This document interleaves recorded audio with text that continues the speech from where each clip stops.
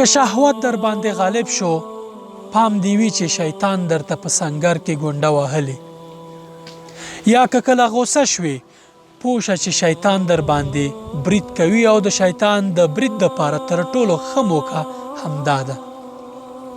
د شهوت پر وخت اعوذ بالله من الشیطان الرجیم د دې په ویلو الله تعالی ته پناه یوسه، او چې کله غوسه شوي اعوذ بالله من الشیطان الرجیم ترڅنګ لا حول ولا قوة الا بالله وایا. ځکه دغه دوه وسایل دي شیطان کاروي چې انسان په همدغه دوه حالتو کې ناسمه یا بده پرېکړه کوي. کله چې په دې وخت کې ته د شیطان لاس وتړې د شیطان کیسه مفته ده او هیڅ څه در سره نشي کولی.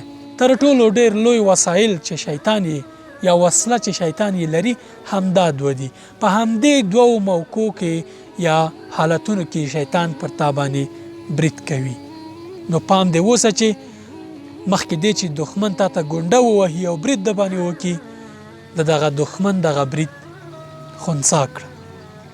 السلام علیکم ورحمة الله وبرکاته.